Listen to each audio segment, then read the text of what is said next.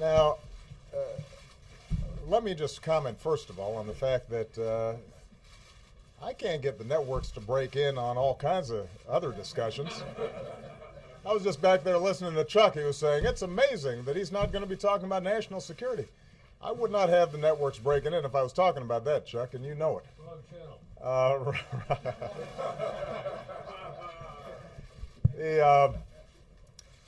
As many of you have been briefed, we provided additional information today about the site of my birth. Now, this issue has been going on for 2.5 years now. I think it started during the campaign. And I have to say that over the last 2.5 years, I have watched with bemusement. I've been puzzled at the degree to which this thing just kept on going. We've had every official in Hawaii, Democrat and Republican, every news outlet that has investigated this, confirm that, yes, in fact, I was born in Hawaii, August 4th, 1961, in Kapiolani Hospital. We've posted the certification that is given by the state of Hawaii on the internet for everybody to see. People have provided affidavits that they, in fact, have seen this birth certificate, and yet this thing just keeps on going.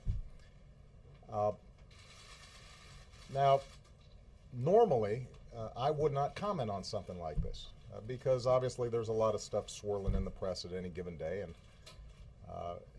I've got other things to do.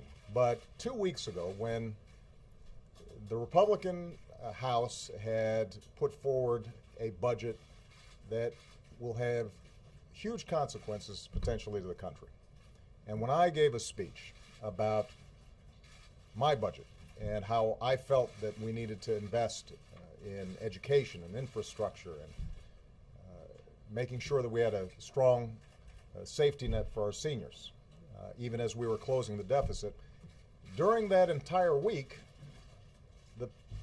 the dominant news story wasn't about these huge monumental choices that we're going to have to make as a nation.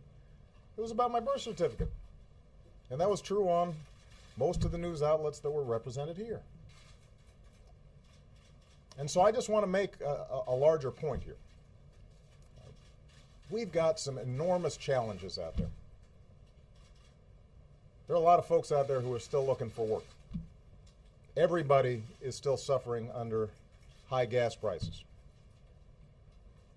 We're going to have to make a series of very difficult decisions about how we invest in our future, but also get a hold of our deficit and our debt. How do we do that in a balanced way? And this is going to generate huge and serious debates, important debates. And there are going to be some fierce disagreements, and that's good. That's how democracy is supposed to work. And I'm confident that the American people and America's political leaders can come together in a bipartisan way and solve these problems. We always have.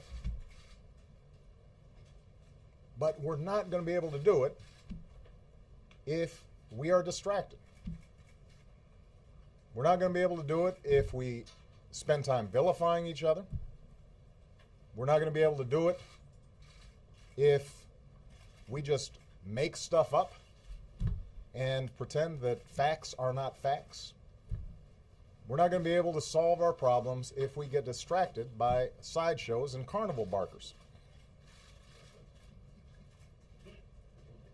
We live in a serious time right now, and we have the potential to deal with the issues that we confront in a way that will make our kids and our grandkids and our great-grandkids proud.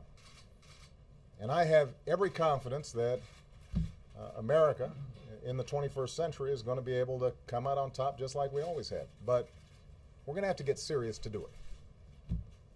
Now, I know that there's going to be a segment of people for which, no matter what we put out, this issue will not be put to rest. But I'm speaking to the vast majority of the American people, as well as to the press. We do not have time for this kind of silliness. We got better stuff to do. I've got better stuff to do. We got big problems to solve, and I'm confident we can solve them, but we're going to have to focus on them, not on this. Thanks very much, everybody.